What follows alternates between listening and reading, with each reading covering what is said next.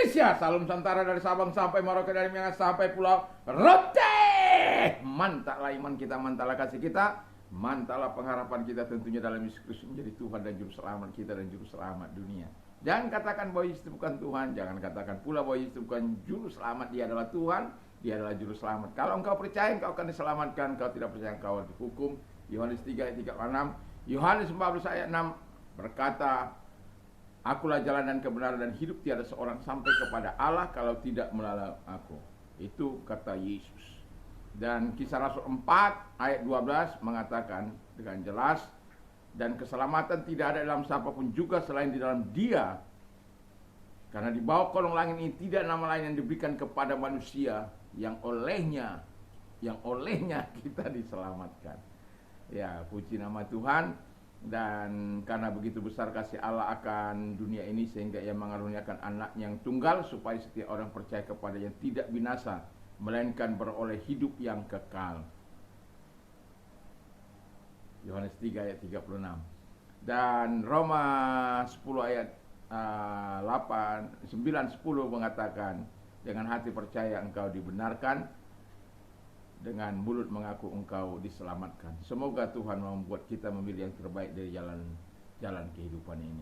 Dan selamat pagi bagi kita semuanya. Selamat kita akan beraktivitas dengan harapan kekuatan Tuhan, kekuatan Roh Kudus, kekuatan iman, kekuatan firman senantiasa menyertai kita. Dan tidak lupa pula saya mengatakan, biarlah semangat pagi senantiasa menyertai hidup kita. Puji nama Tuhan. Sebelumnya mari kita berdoa. Terima kasih, biarlah kami hidup dalam kuasa Roh Kudus sepanjang umur hidup kami. Dalam nama Yesus, haleluya, amin. Saya akan membacakan satu ayat di dalam 1 Tesalonika 5 ayat 19. Janganlah padamkan roh, do not quench the spirit. Kalau dalam NIV dikatakan do not put out the spirit's fire. Jadi jangan padamkan roh, jangan padamkan api Roh Kudus itu, ya. Jadi Roh Kudus itu tidak boleh dipadamkan. Bagaimana caranya kita memadamkan api Roh Kudus dalam kehidupan kita? Dengan melakukan dosa, menentang kehendak Allah, melakukan kehendak kita, melakukan kehendak daging, melakukan perzinahan seperti yang dilakukan oleh Daud. Dan kita melihat di dalam pengakuan Daud bagaimana pengakuannya dalam kehidupannya sebagai orang yang percaya. Saya akan mengatakan di dalam Mazmur 51 ayat 13, di sana dikatakan, janganlah membuang aku dari hadapanmu. Kenapa? Kalau Allah sudah membuang kita dari hadapan Tuhan, kita tidak punya kekuatan apa-apa.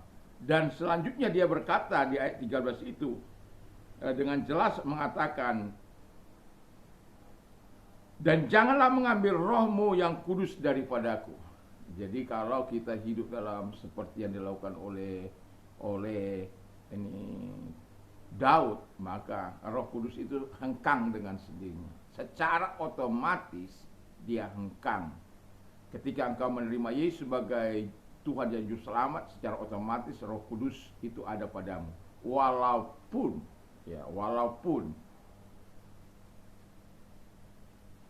kita belum dipenuhi atau belum penuh dengan Roh Kudus, seperti air itu perlu disiram, nanti akan ada saatnya mengungkapkan itu.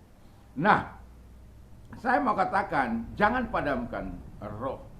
Kalau engkau padamkan roh itu, kita tahu bahwa roh itu berfungsi untuk menyalakan api imanmu, menyalakan api kasihmu, menyalakan api kuasa untuk menghancurkan segala pekerjaan sejahat. Kalau sampai padam api iman itu dari hidupmu, maka kita akan menjadi orang-orang the loser. Yang kedua kata firman Allah adalah, jangan mendukakan Roh Kudus. Jadi kita tidak boleh, kalau orang-orang yang hidup dalam Roh Kudus itu, ya, dia tidak boleh mendukakan Roh Kudus.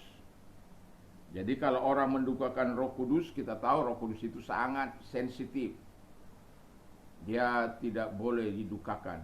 Jadi sama seperti karena dia terlalu peka, terlalu sensitif.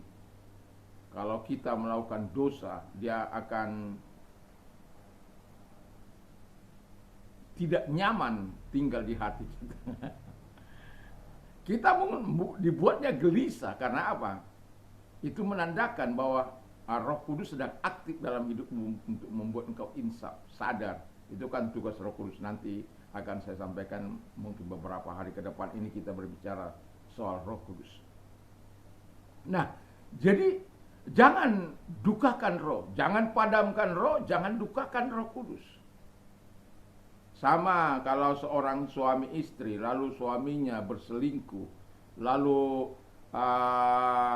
dia mau mengharapkan peluk cium dari istri yang sah, itu tidak mungkin, ya. Itu karena apa? Dia sudah mendukakan hati istrinya dan sudah menyakiti hati istrinya. Demikian Roh Kudus kalau kita dukakan, dia akan hengkang dengan sendirinya. Janganlah kita lagi berharap sebagaimana Pak Daud sebelum mengakuinya. Wow, itu siksaan yang sangat luar biasa. Dan itu sebabnya dia katakan, alasan mengapa dia mengatakan supaya jangan mengambil rohnya, Roh Kudusnya daripada Tuhan, supaya ia dapat dengan rela bersaksi, menyatakan supaya orang-orang yang melanggar kehendak Allah bertobat dan juga dia dapat memuliakan Allah, mengabarkan kabar keselamatan dan lain sebagainya. Memang kalau kita penuh dengan Roh Kudus, dipenuhi oleh kuasa Roh Kudus dalam kehidupan kita, dan kita hidup dalam kuasa Roh Kudus itu, saya yakin dan percaya kita akan hidup bersaksi, hidup memuliakan Tuhan, hidup meninggikan Tuhan, dan lain sebagainya. Dan jangan dukakan Roh Kudus dengan berbuat dengan hal-hal yang tidak menyenangkan hati Tuhan, atau menyimpan dendam, amarah, dengki, benci, sakit hati dan lain sebagainya. Buang itu semuanya supaya jangan Roh Kudus berduka, karena tubuh kita ini adalah bait Roh Kudus, di mana dia diam bertata. Seharusnya dia memerintah, memimpin kehidupan kita supaya kita menikmati kehidupan yang baik di dalam dunia ini. Yang ketiga dikatakan sebagai hidup dalam kuasa Roh Kudus, berjalan bersama dengan Roh Kudus. Oh ya, tadi itu dalam Efesus 4 ayat 30. Sekarang Galatia 5 ayat 16, hiduplah oleh roh, maka kamu tidak akan menuruti keinginan daging.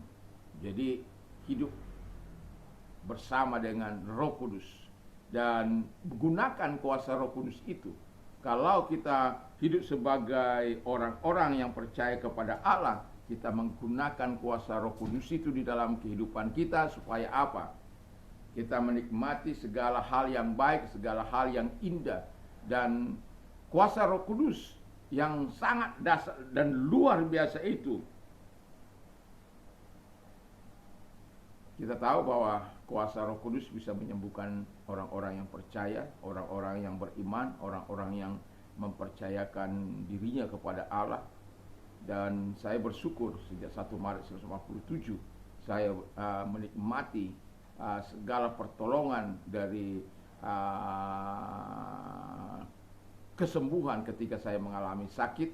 Dan saya bersyukur karena apa?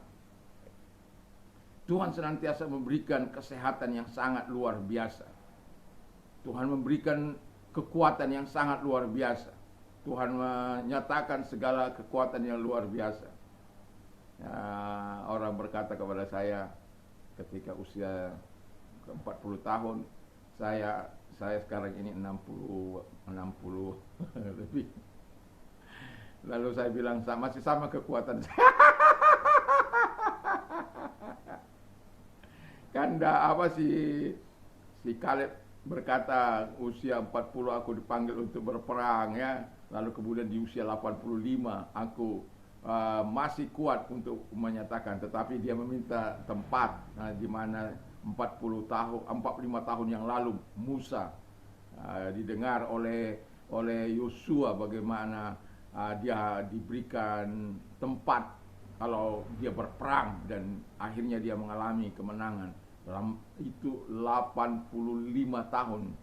Jadi 45 tahun dia menanti untuk mendapatkan apa yang seharusnya menjadi miliknya.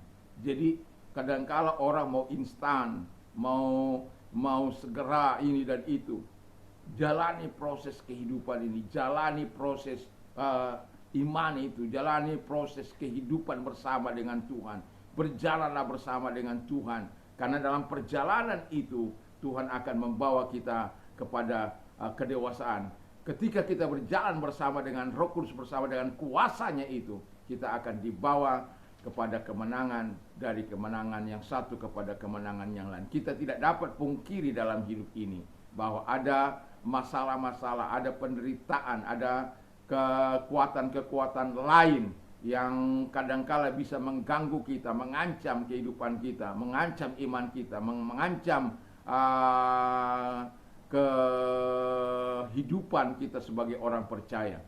Nah, kalau kita memiliki kuasa Roh Kudus itu dalam hidup kita, maka kita akan senantiasa hidup berkemenangan, dari satu kemenangan kepada kemenangan yang lain.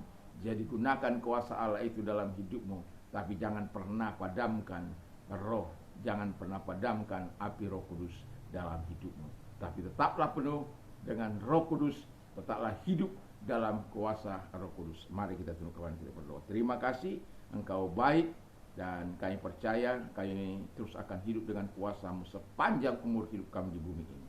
Terima kasih Bapa di surga, di dalam nama Yesus. Kalau engkau sakit, arahkan tanganmu kepada Tuhan, dan kita berdoa dalam nama Yesus. Engkau melihat mereka-mereka yang sakit, Tuhan Yesus, mari engkau tumpangkan tangan atas mereka, karena engkau tidak mengenal jarak, ruang maupun waktu. Di dalam nama Yesus, segala sakit penyakit yang mereka derita aku perintah keluar, dan oleh bilur daripada Yesus sembuhlah engkau. Terima kasih Bapa di surga. Dan bagi engkau yang mengalami masalah dalam hidupmu, datang kepada Tuhan. Dia mengundang, marilah kepadaku hai kamu yang letih sudah memberat, aku akan memberikan kelegaan bagimu. Kalau engkau orang yang membutuhkan pertolongan dari Tuhan, angkat kedua belah tanganmu, kita berdoa. Lihatlah tangan-tangan yang diangkat kepadamu Tuhan. Mereka datang kepadamu, kami datang kepadamu, bermohon kepadamu. Engkau menyelesaikan, menolong setiap persoalan kami, mengeluarkan kami dari segala penderitaan, masalah yang kami hadapi. Terima kasih, sama seperti engkau mengeluarkan Sadrak, Mesak, Abednego dari dapur api, dan sama seperti engkau mengeluarkan Daniel dari lubang singa, engkau juga akan mengeluarkan kami dari masalah-masalah apapun. Terima kasih. Dalam nama Yesus kami bersyukur dan berdoa. Haleluya. Amin. Selamat pagi. Selamat kita beraktivitas. Dan doa dan harapan saya, kekuatan Tuhan menyertai kita. Mantap, mantap, mantap.